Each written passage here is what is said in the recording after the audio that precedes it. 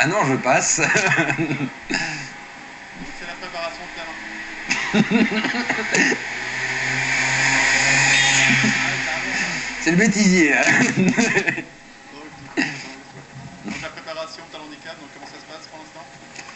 Ben, pour l'instant, on essaye de mettre les choses en place tout doucement du côté de l'ARES et on va en avoir jusque vers à peu près minuit, 1 heure le matin.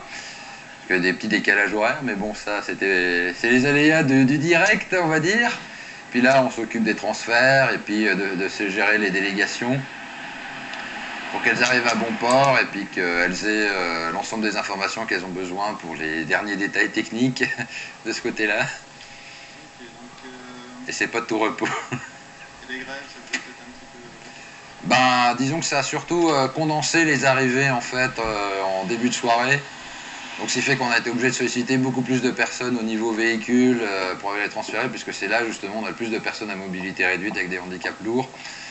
Donc, on dirait que ça a été fait exprès, vilain les cheminots.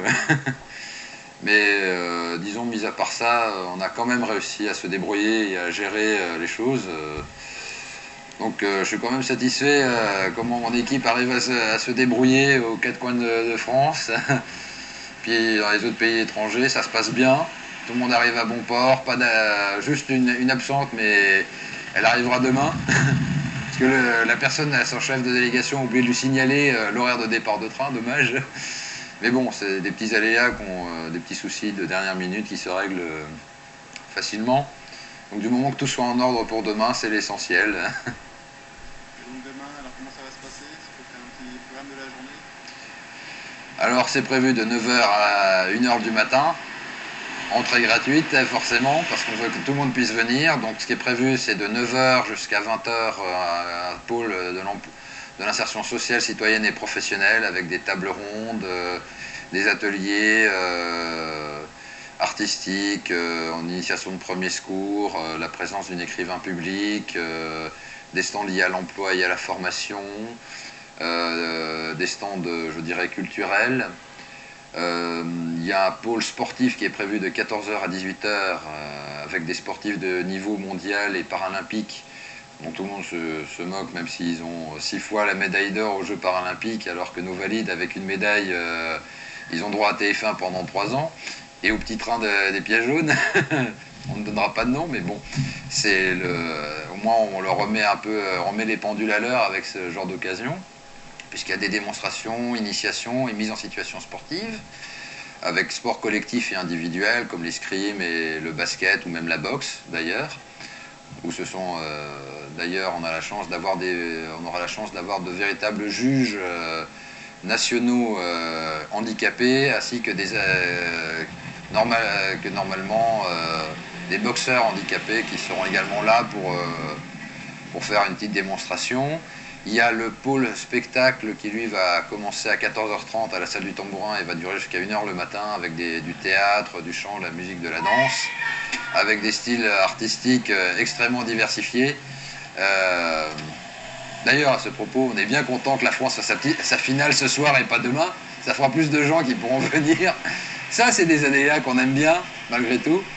Et d'ailleurs, la délégation qu'on a ramenée aujourd'hui, ben, c'est le groupe Malavoie, qui n'est absolument pas connu ici, qui est connu partout ailleurs en France, en Europe et dans les Caraïbes. Et ça va être l'occasion pour le public alsacien et strasbourgeois de le découvrir, parce que c'est vraiment une occasion aussi à ce moment-là, au-delà du changement des mentalités liées aux compétences des personnes handicapées, c'est de découvrir d'autres cultures, d'intégrer la différence de l'autre en s'enrichissant avec, et ça passe par tous les aspects, que ce soit culinaire, artistique, technique même, puisqu'il y a même un inventeur d'une borne un peu particulière qui est arrivé en décalage au niveau train par rapport à ce qui était prévu, mais il est bien là, arrivé à bon port, et il va pouvoir faire la démonstration de cette borne qui peut s'appliquer à toute occasion, même à l'université, qui serait très bienvenue au niveau de la scolarité pour les étudiants handicapés, ça serait très bien.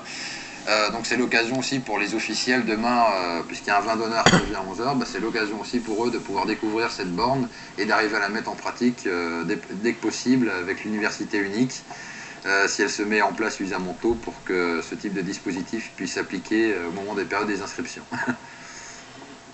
De chiffres, on va dire qu'en termes de logistique, Il y a quelque chose comme entre 120 et 130 intervenants qui sont impliqués sur la manifestation. 75 arrivent aujourd'hui, depuis le matin jusque tard le soir, par train et par avion, de toute la France, d'Europe et même des Caraïbes. De ce côté-là, il y a quelque chose comme 50 personnes qui sont sollicitées pour tout ce qui est transfert, transport, pas moins de 20 véhicules qui sont sollicités par rapport à ça, sans compter même les véhicules, les effectifs mis à disposition par la CTS. Ils se reposent aujourd'hui, ils travailleront mieux demain, puisqu'ils vont nous affréter un véhicule spécialement avec chauffeur, donc c'est une logistique complémentaire qu'on apprécie beaucoup. En termes de logistique, par exemple, rien que sur l'aspect nourriture, parce qu'il faut les nourrir les intervenants, il y a quelque chose comme 400 bouteilles d'eau, grand format ou petit format pour le repas, pour les répétitions au niveau spectacle, au niveau sportif. Il y a 400 baguettes de pain qui vont être faites dans l'urgence à 3 h du matin par un boulanger de la Cruteno qui est tout près du siège de l'association, qui va bosser dur rien que pour nous, fournir les viennoiseries. On a quelque chose comme 15 kilos de café, ça c'est bien aussi. Et on peut estimer à quelque chose comme 200 à 250 kilos de nourriture, rien que pour les intervenants, sans même penser, sans intégrer le quota au niveau public pour qu'ils puissent se nourrir aussi à ce moment-là. Et on peut estimer, il faut l'intégrer aussi, en termes de logistique, il y a 2 ans et demi de travail de préparation qui sont intégrés dedans. Et une moyenne de 6 heures de sommeil sur les 3 derniers jours concernant la manifestation. 6 heures cumulées sur les 3 nuits, puisque il y a des fourchettes de 2 heures à peu près par nuit pour dormir, puisque finir le démontage, se préparer tôt le matin pour que tout soit opérationnel, parce que même pour les intervenants ça soit bon, il faut une préparation beaucoup plus intense et beaucoup plus dense que le public pourrait envisager.